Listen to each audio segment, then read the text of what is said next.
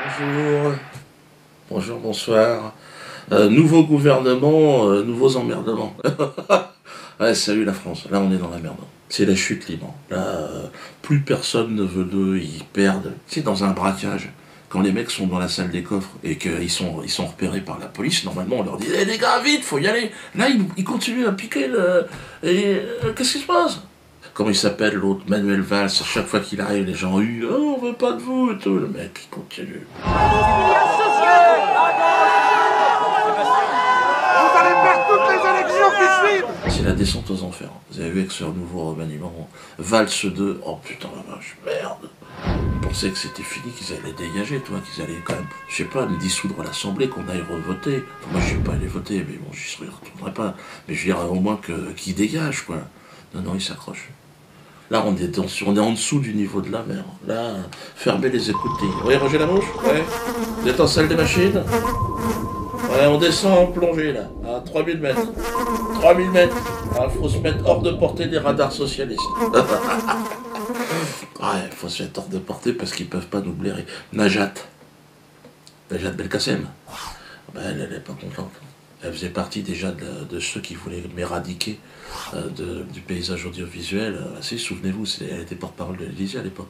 Un député socialiste comme vous, Olivier Faure, s'est ému de l'initiative de Manuel Valls contre Dieudonné. Les choses sont extrêmement claires.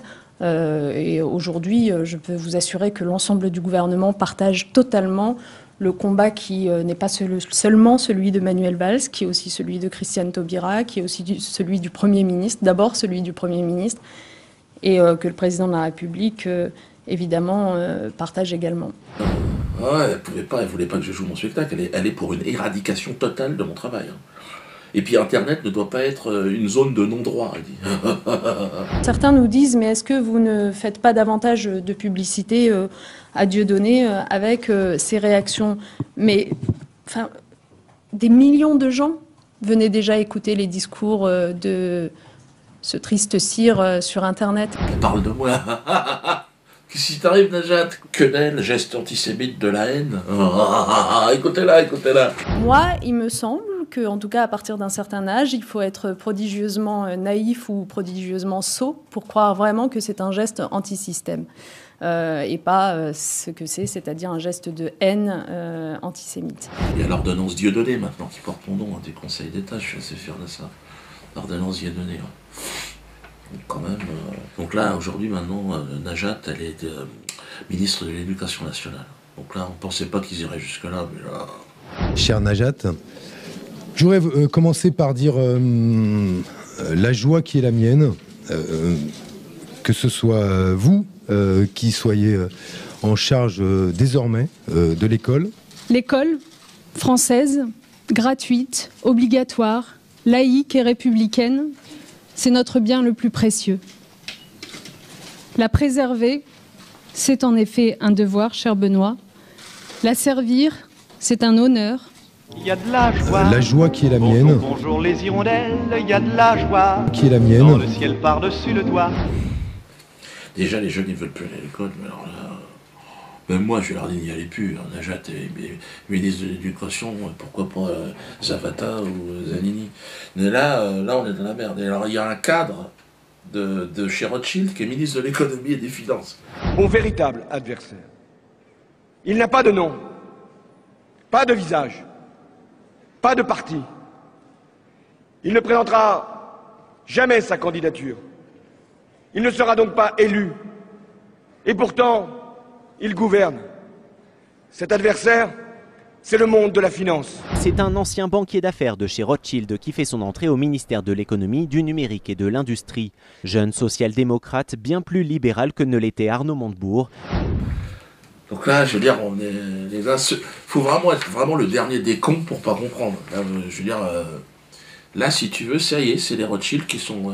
bon, déjà avec Pompidou, il l'était, mais là, maintenant, c'est officiel. Hein, bon. D'ailleurs, Mélenchon, il s'est énervé. Même moi, je trouve qu'il est limite. C'est limite antisémite ce qu'il raconte. Je voudrais dire au CRIF que ça commence à bien faire.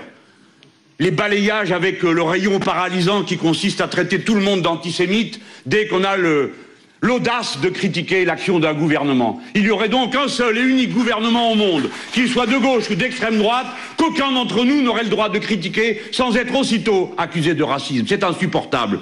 Nous en avons assez, je veux vous le dire. J'en ai assez de voir que vous m'accusiez d'antisémitisme.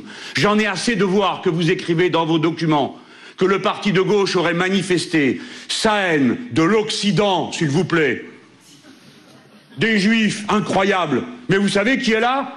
Vous savez qui parle à ces tribunes? Et enfin, pour terminer, de la République. Non! La République, c'est le contraire des communautés agressives qui font la leçon au reste du pays. La patrie est à égalité à tous ses membres. Tu veux parler de quoi, la communauté agressive? Attention, hein, communauté agressive, tu vas te faire repérer, toi. Parce qu'on pense bien, on sait bien que tu parles pas des Camerounais ou des Portugais. Même si, on va voir, les Portugais sont quand même la cible de certaines personnes. J'en parlerai tout à l'heure. Mais t'as pas tort, hein, tu veux parler peut-être du lobby juif. C'est vrai que le CRIF, tout ça, là, enfin c'est le lobby sioniste d'ailleurs, c'est vrai parce qu'il y a beaucoup de juifs qui ne se reconnaissent pas dedans. Moi j'ai plein de potes hein, qui me disent non, Dieu, on est avec vous parce que... Ah, mais bon, chantage à l'antisémitisme. Nous sommes toujours du côté du faible et de l'humilié, parce que nos valeurs, c'est liberté, égalité, fraternité, pas la paix aux uns, la guerre aux autres.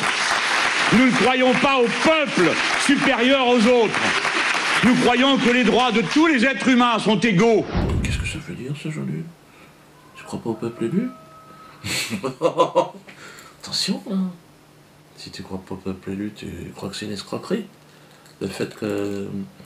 C'est possible aussi, hein. Je suis d'accord avec Jean-Luc, moi. Si tu continues sur cette ligne, moi je suis prêt à te soutenir, Jean-Luc. Si toi tu commences à foutre la merde, et puis alors tu dis infidélité, parce que tu pars en piste à un moment donné, on ne sait pas ce qui t'arrive, tu as une montée d'hormones, tu nous dis... En fidélité à ces combats du passé, en fidélité aux souvenirs des meurtres de masse qui ont été passés, qui ont été commis dans le passé, en fidélité, nous nous sommes portés aux avant-postes, oui, du soutien à cette malheureuse population. Et nous avons dénoncé les crimes commis contre elle. Et nous avons le cœur soulevé de dégoût de voir des écoles bombardées, des hôpitaux détruits, des ports, des aéroports, et tous les moyens qui permettraient à cette population de se redéployer vers le futur. Oui, nous le dénonçons. Là, tu fais un parallèle avec la Shoah et la guerre de Gaza. Tu parles des Palestiniens. Mais là, alors, moi j'ai trouvé ce parallèle très courageux, hein, très audacieux, très inspiré, mais ça n'a pas plu à tout le monde. C'est ainsi que Gilles Taïeb, vice-président du CRIF, s'est ému, vivement. Je veux lui dire, donc il te parle, Jean-Luc, il te dit que nous n'accepterons plus sa présence à une commémoration. Merde, Jean-Luc, ils veulent plus de toi là. Je veux dire, tu pourras plus aller les cocktails, les petits fours. Les petits fours. T'as vu? Ça n'a évidemment aucun rapport avec le programme d'extermination nazie. Moi je parlais des petits. Bon, j'espère qu'on a compris. Hein. Taïeb te dit, je veux dire donc à Jean-Luc Mélenchon, je l'emmerde. Putain, là tu t'es pas fait des copains, Jean-Luc. Et moi, crois-moi, je suis passé par là. Là, tu y allais un peu fort. Donc, on voulait dire, Taïeb, que nous aussi on t'emmerde. Et tu peux aller te faire enculer. Hein. Ça, c'est clair et net, parce que Jean-Luc, excuse-moi, il n'est pas tout à fait... c'est vrai que c'était pas un grand courageux, mais aujourd'hui, il commence à mouiller la chemise. C'est quand même beau ce qu'il fait. Oui, nous le dénonçons. Nous n'avons peur de personne. N'essayez pas de nous faire baisser les yeux. Peine perdue. Et donc, Jean-Luc, si tu veux rejoindre vraiment la résistance... De toute façon, t'as vu qu'ils se sont foutus de ta gueule. Hein. À un moment donné, ils t'ont mis la couronne sur la tête au moment des élections. T'as cru que t'allais devenir président de la République. Après, tu croyais que t'allais être chef de gouvernement. T'as vu, maintenant, ils te prendraient même pas pour assistant café dans un ministère. Ouais, il se voyait président quand il était à Bastille, là, à un moment donné, là, aux élections. Parce qu'il avait laissé croire, tu sais, qu'il était important. Et... Il faut être complètement con hein, pour ne pas comprendre qu'on vous force, hein, qu'on nous force à jouer un jeu dans lequel on ne peut absolument pas gagner. Hein.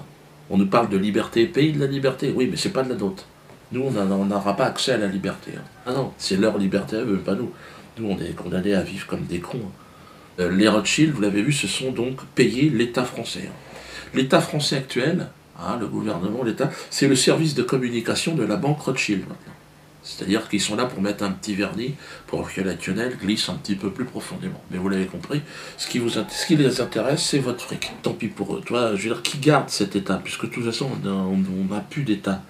Il faut créer un État parallèle. Vous voyez ce que je veux dire? C'est-à-dire, on les laisse vivre et nous, de notre côté, on crée un État. Et le début de cet État, le début de la création de cet État, c'est la nana-assurance.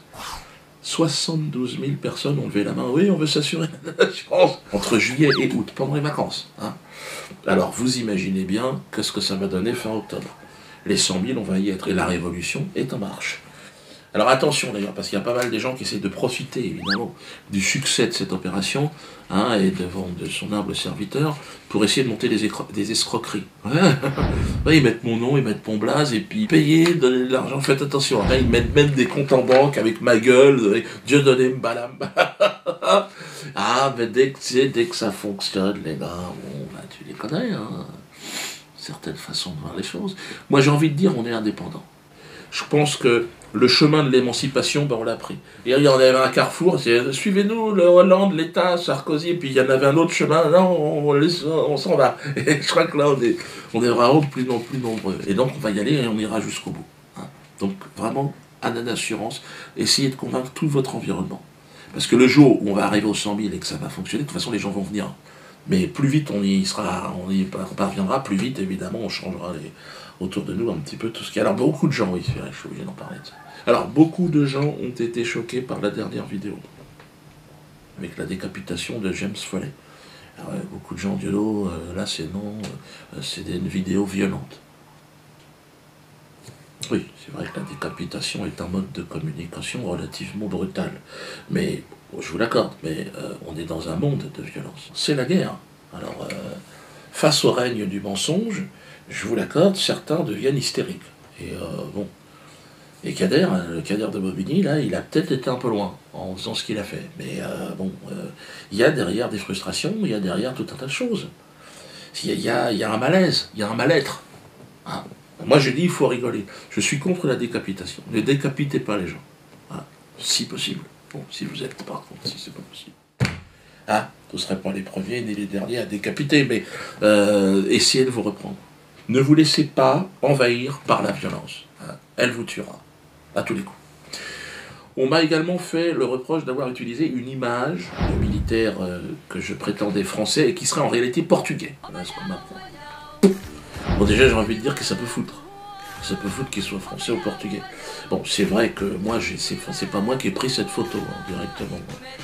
Mais bon, elle est communément utilisée pour illustrer la guerre d'indépendance du Cameroun. Mais il y en a plein des photos de décapitation de négros, si vous voulez. Parce que la France a quand même commis quelques massacres. Et encore une fois, sur cette photo, regardez-la encore une fois. Voilà, moi je parlais de mon PP 404, mais le PP Citroën, qui est français, lui, hein, ben lui c'est mon grand-père aussi. Oui. Moi je suis des deux côtés, donc je ne cherche pas à culpabiliser quiconque, car sinon je suis dans la merde. Je suis juste en train de dire, bon, il faut voir les choses en face, les gars. Parce qu'il y a certains qui se disent nationalistes, patriotes, qui disent, ouais, non, tu peux pas t'en prendre à la France. Je suis français aussi. Hein. Pour qu'il y ait réconciliation, il faut aussi que chacun dise ce qu'il a à dire. Hein. Et notamment dire que, voilà, Ruben Oumniobé, c'était un leader camerounais qui a été exécuté par l'armée française. L'armée coloniale envahit la forêt. Les colonnes de soldats progressent, traquent. L'étau se resserre autour du leader. Oumniobé faisait régner la terreur. Et à partir de ce moment-là, j'ai décidé de lui faire la guerre et de l'éliminer. Il aura fallu 1 an pour le localiser. Mais le 13 septembre 1958, Ruben Oumniobé tombe sous une rafale de mitraillettes. Son cadavre est traîné sur des kilomètres. Sa dépouille est exposée aux villageois, forcés de venir reconnaître le corps. La scène est photographiée par l'armée française, qui 50 ans plus tard interdit toujours l'accès à ces images. Attaché derrière une bagnole, traîné sur des kilomètres. L'autre, ils l'ont enterré, c'était un sac de patates, il n'y a plus rien, c'était assez dégueulasse.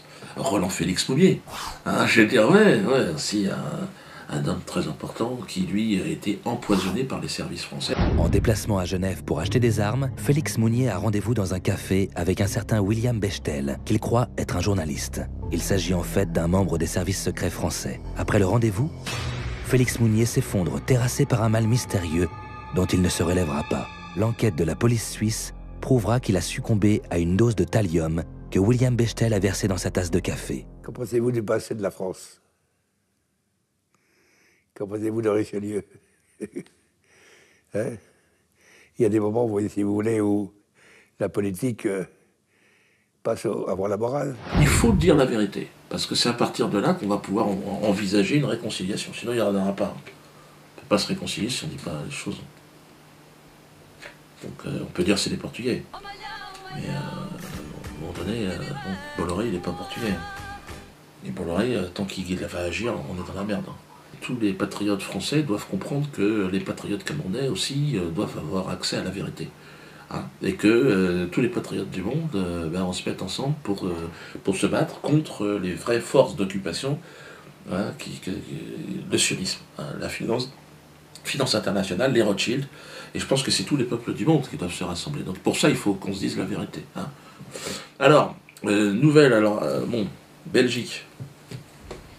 Si je vous dis National Forêt, vous me dites quoi? Ça vous dit quelque chose? Là, je parle aux Belges. Ouais, c'est une belle salle. Hein. Ouais. A priori, je pourrais pas y jouer, non. A priori, j'y serai pas le 17 mai 2015. À moins, évidemment, que les choses changent. Donc j'y serai. Ça, pour vous dire que les choses sont en train de changer au niveau planétaire. Je serai à Nantes le 27 décembre, début de la tournée. Là, je vous ai donné le début et la fin de la tournée. Donc Nantes, dépêchez-vous, parce que déjà, c'est en train de partir en flèche. Ben ouais, vous imaginez, Belkacem ne voulait pas que j'y aille et tout, j'y serai. Hein. Donc là, on va voir comment réagit le gouvernement. Procès, le 5 septembre. Hein. Normalement, ben ça sera validé sur le Facebook. Hein. On vous donnera, oui, parce que là, je ne sais pas exactement ce qui se passe, mais le 5 septembre, bon voilà, il y a Germain Gueff, le directeur de publication. Parce que là, je porte plainte. Je porte plainte. Parce que je trouve qu'il exagère. J'en suis arrivé à ce moment. On lui a retiré son ordinateur, il est devenu complètement possédé. Il n'écoute plus personne. Bon, moi, à un moment donné, je demande le retrait de toutes les vidéos. Toutes les vidéos dans lesquelles j'apparais. Hein. Et je demande d'ailleurs, à titre de bonne foi, hein, le retrait de cette vidéo. Sinon, je porte plainte. Germain.